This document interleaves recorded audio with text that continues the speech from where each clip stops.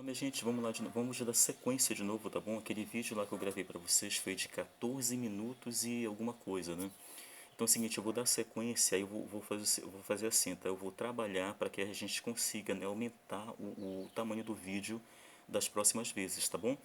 Mas eu já enviei o primeiro, tá certo, para vocês aí, né? O primeiro vídeo fala sobre o início do nosso estudo aqui, tá? A gente está conversando sobre a questão do que é história e tudo mais, né? E agora eu vou dar sequência, então, àquela minha fala, tá certo? Lá do primeiro vídeo, tá? Então eu vou fazer geralmente, eu acho que 2 ou 3 vídeos, né, para vocês assistirem.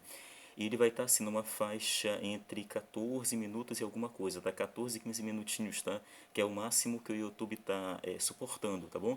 Então mais do que isso ele não está suportando. Aí aquilo que eu falei para vocês ainda agora, tá?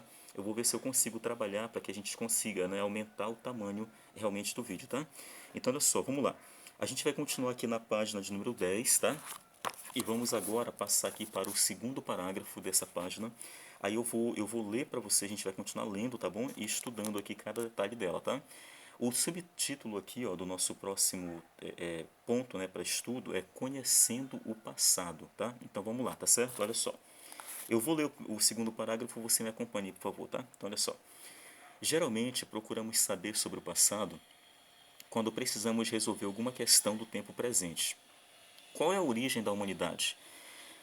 Por que existem guerras? Por que existe discriminação racial no Brasil? Como funciona a política em meu país? E qual é a origem do meu sobrenome? Para auxiliar nessa tarefa de conhecer e interpretar o passado, existe o estudo de história. Então, olha só, como eu falei antes, tá? Eu vou até frisar agora, tá? É o seguinte, tá? É assim, algum tempo atrás as pessoas achavam que história era a ciência que estudava o passado, né? Não, não é mais isso, tá bom? Mudou o conceito de história hoje. Então, história é a ciência que estuda o homem no tempo presente, tá bom? Então, olha só, ela estuda o homem começando do tempo presente, tá certo? Por que esse conceito mudou? Porque a gente não consegue voltar ao passado para estudá-lo. A gente tem que pegar realmente fontes ou documentações ou qualquer objeto, né, que exista, né? A gente tem que pegar essas fontes todas aí, tá certo? Para poder começar a entender o passado das pessoas que viveram aqui. Mas para isso a gente começa da onde? Lá do passado? Não, a gente começa de agora, pegando essas fontes aí, né? Sejam elas objetos, né? Cartas, roupas, enfim, qualquer coisa que possa, né, nos remeter, ok, ao passado de tal pessoa, tá bom?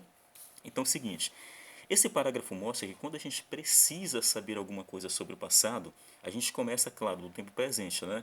Mas aí a gente precisa argumentar ou saber algumas questões, tá certo? Que nos ajudem a entender um pouco sobre isso. Então, olha só, você marque comigo o seguinte, tá? Primeira linha.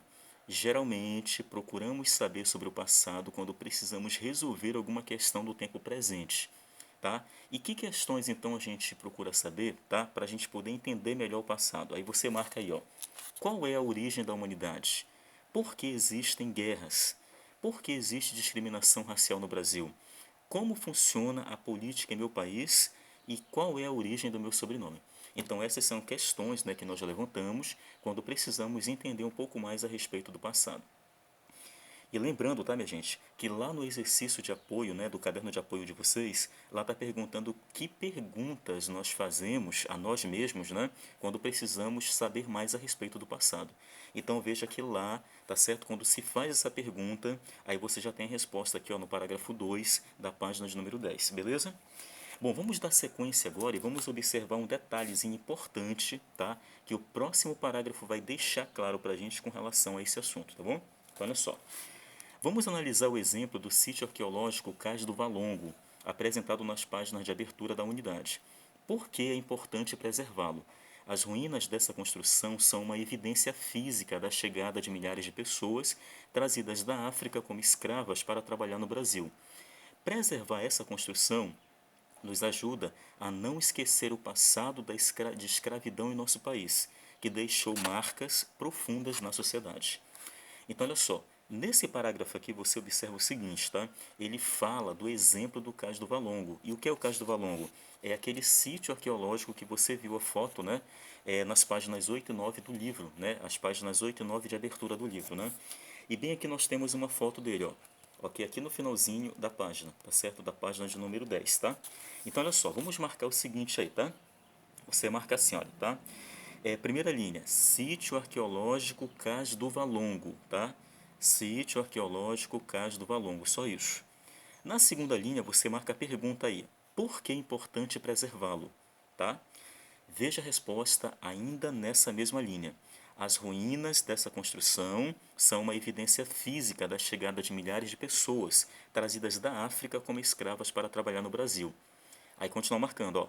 Preservar essa construção nos ajuda a não esquecer o passado de escravidão em nosso país, que deixou marcas profundas na sociedade, ok? Então veja, olha, nós vimos aqui que essa construção também a gente não pode ser, por exemplo, destruída, tá certo? Ou desfeita pelos humanos, não pode, tá? Tanto que ela tem um cercado, né, uma cerca em volta, e aí as pessoas podem ir lá visitar, mas não podem ficar andando por cima, ficar mexendo, tocando, né, e assim por diante, tá bom? Podem até tirar foto, mas não podem destruir o local, porque na verdade ele é um sítio arqueológico, tá certo? E é uma evidência clara, né, de que